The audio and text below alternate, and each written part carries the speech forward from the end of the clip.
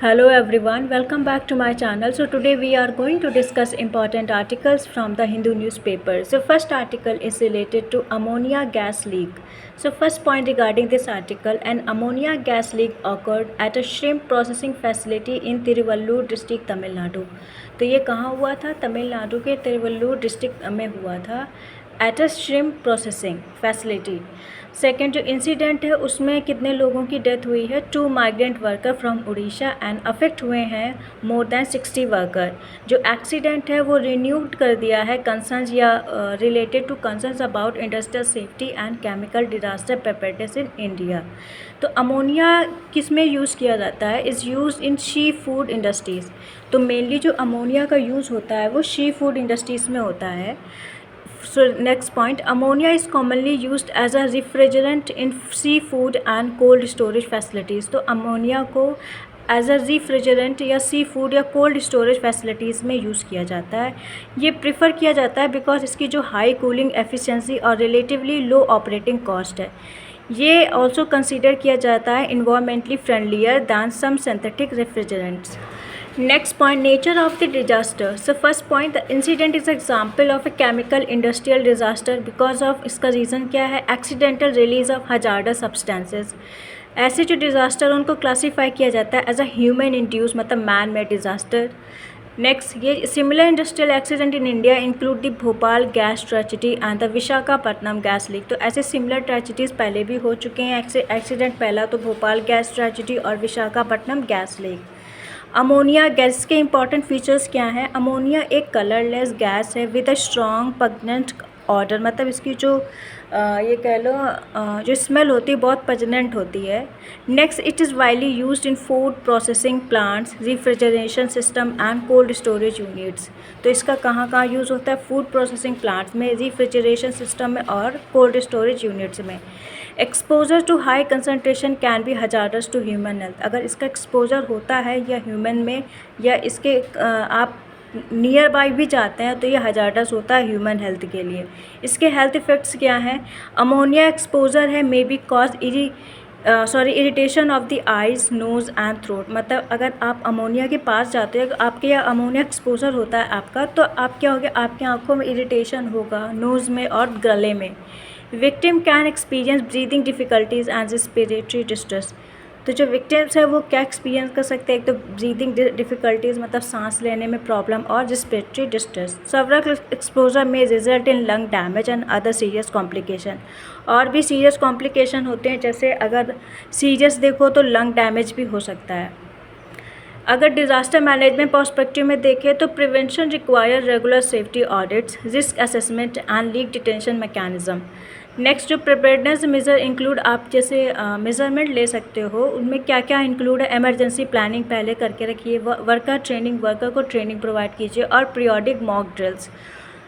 Next, quick response by local authorities, emergency services and specialised resource team in crucial. तो quick response किसके द्वारा होना चाहिए अगर ऐसे इंसिडेंट होते हैं? Local authorities, emergency services and specialised rescue team is crucial, important है। Next, recovery effort should be focus on medical treatment, compensation and rehabilitation of affected persons. Next point, institutional framework in India. जो disaster management act 2005 है वो provide करता है legal framework for disaster prevention, preparedness and response. NDMA formulate करता है national disaster management policies and guidelines को। जो NDRF होता है, नेशनल डिज़ास्टर रिलीफ फंड, ये कंडक्ट करता है स्पेशलाइज्ड रेस्क्यू और इमरजेंसी रिस्पांस ऑपरेशन को। एसडीएमए एंड डीडीएमए कोऑर्डिनेट करता है डिज़ास्टर मैनेजमेंट एक्टिविटीज़ को at a state and district level. Important challenges क्या हैं? Weak compliance with industrial safety regulation remain a major concern. मतलब वीक कंप्लायंस, रूल्स को या regulations को फॉलो ना करना with industrial safety regulation remain a major concerns. Next, emergency response infrastructure is inadequate in many industrial areas. जो infrastructure मतलब होने चाहिए वो उनकी ही कमी होती, इनएडिक्वेट होते हैं many industrial areas. Insufficient worker training, मतलब इनसफिशिएंट वर्कर, उनको ट्रेनिंग ही नहीं प्रोवाइड किया जाता है, जिसके कारण इंक्रीज़ होती है vulnerabilities during incidents. Next, limited public awareness, public में अवेयरनेस नहीं है, इसके कारण क्या हो सकता है? हिंडर मतलब ये प्रिवेंट कर सकता है या इफ़ेक्टिव इवैक्यूएशन और इमरजेंसी रिस्पॉन्सेस। तो इसके वे फॉरवर्ड क्या है, इसके सजेशन क्या हो सकते हैं? पहला तो आप प्रमोट कीजिए advance safety technologies including real time leak detection system. Second, support कीजिए inspection mechanism and enforces industrial safety regulation strictly. Next, conduct कीजिए regular multi agency mock drills and preparedness exercises. Improve कीजिए community awareness and emergency communication system around industrial zone. Encourage कीजिए stronger safety culture among industry and worker to reduce future risk. Next article is related to Mulla Periyar Dam. So first point regarding this article, Kerala has objected, मतलब केरला ने object किया है to the removal of its nominee from comprehensive dam safety evaluation committee से। तो केरला ने mainly क्या किया है, ऑब्जेक्ट किया है जो रिमूवल प्रोसेस होगा अपने नॉमिनीज़ में from the comprehensive dam safety evaluation committee जो कॉन्स्टिट्यूट होती है टू एक्सेस, किस लिए, टू एक्सेस या एग्जामिन करने के लिए मुल्ला पेरियार डैम को। नेक्स्ट, जो स्टेट है वो आर्ग्यू कर रहा है कि जो डिसीज़न है वो टेकन लिया गया है विदाउट प्रायर कंसल्टेशन, मतलब जो डिसीज़न आया इसमें कोई भी पहले कंसल्टेशन नहीं हुई है। Kerala has seek restoration of its representation in a committee. तो केरला ने आस्क किया है या रिस्टोर किया है अपनी रिप्रेजेंटेशन इन द कमेटी जो एम्फसाइज करता है cooperative decision making on dam safety matter. तो मुल्ला पेरियार डैम क्या है, इसके बारे में जानते हैं। जो मुल्ला पेरियार डैम है वो लोकेटेड है in Idukki district of Kerala and built है अक्रॉस द पेरियार रिवर। तो ये पेरियार रिवर के ऊपर बना हुआ है इन मुल्ला पेरियार डैम, जो कहाँ लोकेटेड है, इदुक्की डिस्ट्रिक्ट ऑफ केरला। जो डैम है उसको कंस्ट्रक्ट किया गया था during British period and become operational, और ये कब से operational, in the late 19th century.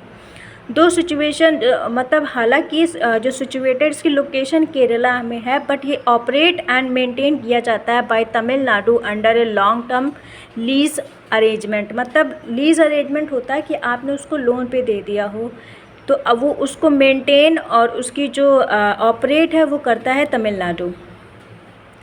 Next, जो stored water is primarily utilise by Tamil Nadu. जो स्टोर वाटर होता है वो प्राइमरली मतलब उसको यूटिलाइज़ करते हैं, यूज़ करते हैं Tamil Nadu for irrigation drinking water requirements. Significance of the issue, मतलब इंपॉर्टेंस क्या है इशू की। जो ageing structure of the Mulla Periyar dam है continues to generate concern regarding long term safety and maintenance. जो एजिंग मतलब बहुत टाइम से जो स्ट्रक्चर बना हुआ है मुल्ला पेरियार डैम वो लगातार जनरेट कर रहा है concern regarding long term safety and maintenance. Expert ने हाईलाइट किया है कि need to monitor structure stability, मतलब उसको मॉनिटर करने की ज़रूरत है स्ट्रक्चर स्टेबिलिटी की, सेस्मिक वल्नरेबिलिटी की और फ्लड मैनेजमेंट कैपेसिटी। जो डिस्प्यूट है वो रिफ्लेक्ट करता है broader challenges in managing inter state river resources and centre state coordination.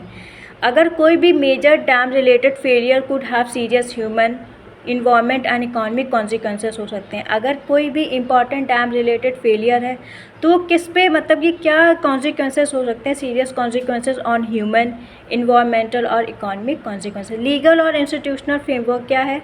जो डैम है सेफ्टी एक्ट 2021 प्रोवाइड करता है national framework for dam surveillance, inspection, maintenance and risk management.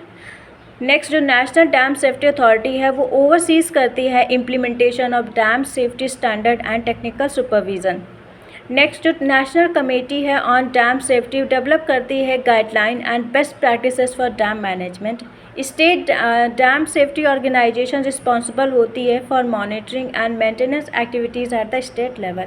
Important challenges क्या हैं, बहुत से जो डैम हैं इंडिया में वो एजिंग है, मतलब बहुत टाइम से बने हुए हैं, उनको रिक्वायरमेंट है कॉन्टीन्यूअस असेसमेंट की, रिपेयर की और मॉडर्नाइजेशन की। नेक्स्ट, एक्सट्रीम वेदर इवेंट जैसे बहुत से एक्सट्रीम इस समय देखो climate change have increase pressure on dam infrastructure. तो इन्होंने क्या किया है, प्रेशर इंक्रीज़ कर दिया है on dam infrastructure. Inter state disagreement can slow decision making and delay safety related measure. जो इंटर स्टेट डिसएग्रीमेंट है तो वो क्या कर सकता है, एक तो वो स्लो कर सकता है डिसीजन मेकिंग और डिले कर सकता है safety related measure. Next, limited adaptation of advance monitoring techniques या technologies remain a concern in several dam project. तो लिमिटेड एडाप्टेशन आप करते हो ऑफ एडवांस मॉनिटरिंग टेक्नोलॉजीज़ वो रिमेन बना हुआ है एक concern in several dam project. Way forward, हम क्या सजेशन दे सकते हैं? पहला, एक्सपैंड कीजिए use of real time monitoring system, sensor and remote surveillance technologies. Second, strengthen कीजिए coordination among the centre, state and technical agencies through regular consultation. Next, conduct कीजिए periodic structure audits and independent safety evaluation. Improve कीजिए emergency preparedness including flood warning system and evacuation planning. Promote कीजिए transparent and science based decision making for long term dam safety and water security. And the last, encourage कीजिए cooperation federalism to ensure effective management of share water resources and infrastructure.